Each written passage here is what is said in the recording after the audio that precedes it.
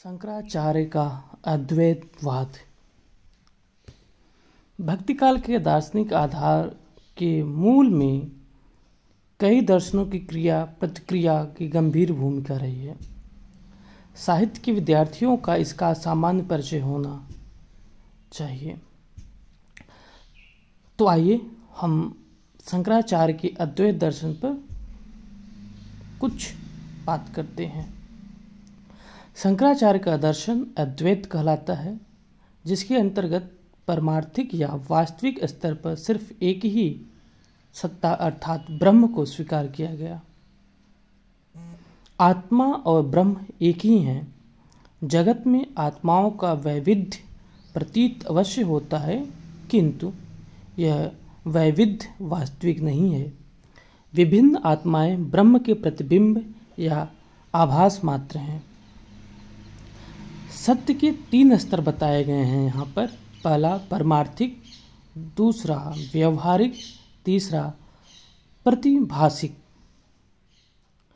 परमार्थिक स्तर पर केवल एक ही सत्ता है, वह है ब्रह्म। ब्रह्म और आत्मा में अभेद है। व्यावहारिक स्तर पर 3 सत्ताएं हैं, ईश्वर, जीव तथा जगत। ईश्वर ब्रह्मा का ही सगुण रूप है। जीव ब्रह्म का प्रतिबिंब है, जो शरीर से युक्त होने के कारण अपने मूल स्वरूप को भूल गया है। जगत ब्रह्म का आभास मात्र है। इसकी रचना ईश्वर माया के माध्यम से करते हैं। शंकर के अनुसार यानी शंकराचार्य के अनुसार आत्मा और ब्रह्म मूलतः एक ही हैं। बंधन का कारण सिर्फ इतना है कि शरीर से युक्त होने के कारण आत्मा अपने मूल ब्रह्म स्वरूप को भूल गई है। बंधन का कारण अज्ञान है, अतः मोक्ष की प्राप्ति ज्ञान मार्ग से हो सकती है।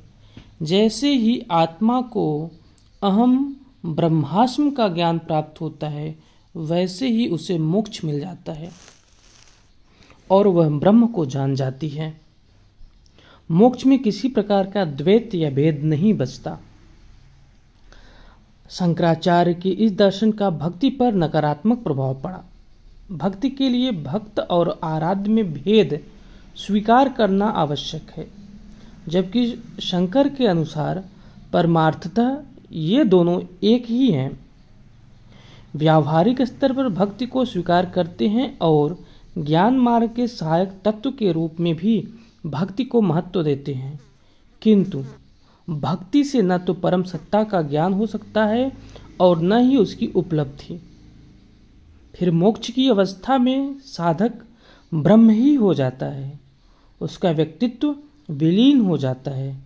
यह धारणा भी भक्ति को उचित प्रतीत नहीं होती।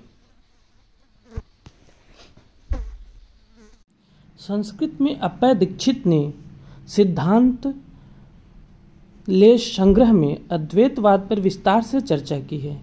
इसलिए यह ग्रंथ अद्वैत वेदांत का विश्वकोश कहा जाता है। भारतीय विचारकों में स्वामी विवेकानंद, श्री अरविंद घोष आदि चिंतक अद्वैत को मानने वाले थे।